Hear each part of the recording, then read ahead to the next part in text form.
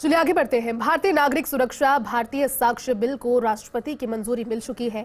भारतीय न्याय संहिता बिल को भी मंजूरी मिल चुकी है। भारतीय साक्ष्य अधिनियम को भी राष्ट्रपति की मंजूरी मिल चुकी है और मंजूरी मिलने के बाद कानून बन चुके हैं तीनों बिल। राष्ट्रपति ने तीनों क्रिमिनल बिल को मंजूरी दे दी है। ये बिल अब कानून की शक्ल में आ चुके हैं। हालांकि विपक्ष की ओर से लगातार इसमें पार्टिसिपेट नहीं करने का, उन्हें नहीं बोलने देने का आरोप लगाया गया, लेकिन तमाम सारी चीजों से तर भारतीय नागरिक सुरक्षा भारतीय साक्ष्य बिल को राष्ट्रपति की मंजूरी मिलने के साथ ये बिल अब कानून की शक्ल ले चुकी है।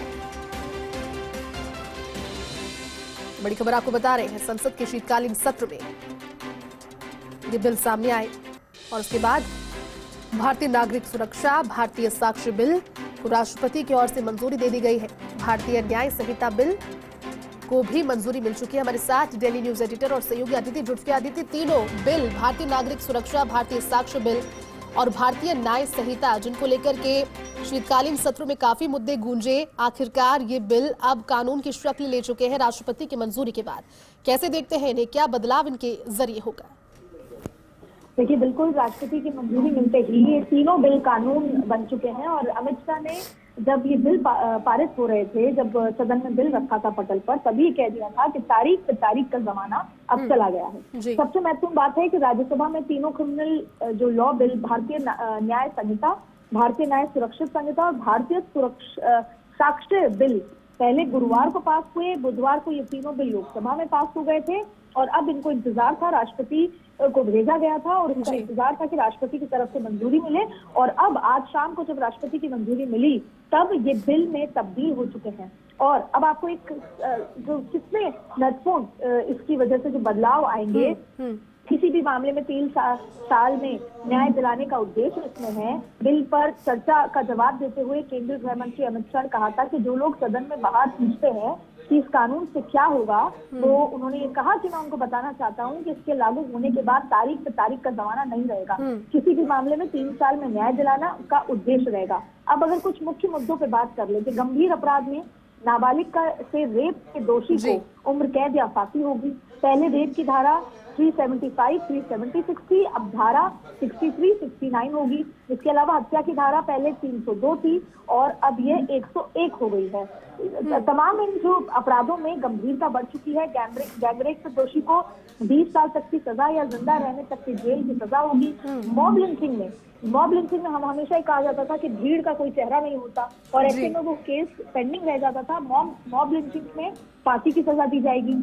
इसके अलावा एक्सीडेंट के मामले में जो बहुत बड़ा बदलाव आएगा, वाहन से किसी के घायल होने पर ड्राइवर अगर पीड़ित को पुलिस स्टेशन या अस्पताल ले जाता है तो उसकी सजा कम कर दी जाएगी। और ये इतना सेंसिटिव मुद्दा है कि अक्सर आप हिट एंड रन केस इसीलिए होते हैं या टक्कर मारने के बाद कि अगर हमने पुलिस को बताया तो शायद हम पे केस होगा, तमाम चीजें होंगी, तो भागना बेटर होगा। लेकिन अब ऐसी स्थिति में उनको सजा कम दी जाएगी, इसलिए उनकी रिस्पॉन्सिबिलिटी, उसको यहाँ पर प्रावधान दिया गया है कि आप रिस्पॉन्सिबल होके उस जो पीड़ित है उसको अस्पताल तक ले जाएं। इसके अलावा हिट एंड रन केस में 10 साल की सजा मिलेगी।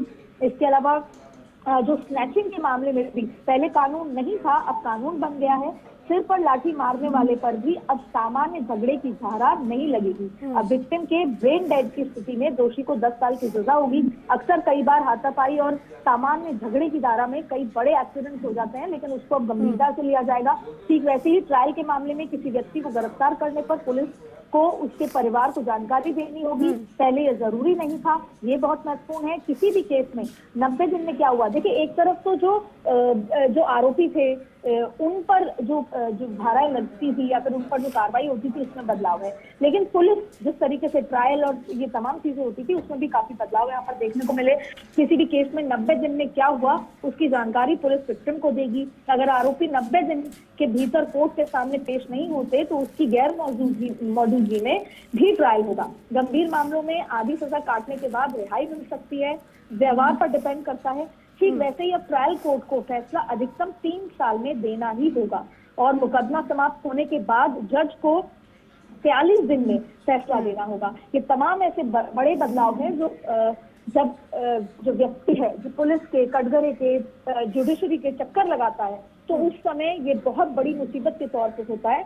जो अब ये जो 3 कानून बनाए गए हैं उसमें काफी सारा बदलाव होगा और इससे जो सामान्य स्थिति होती है रोजमर्रा की जिंदगी में, जिस तरीके एक्सीडेंट, जिस तरीके की स्थितियां, अपराध, गंभीरता देखने को मिलती है, वो अब इन तीनों बिलों में देखने को मिल सकेगी।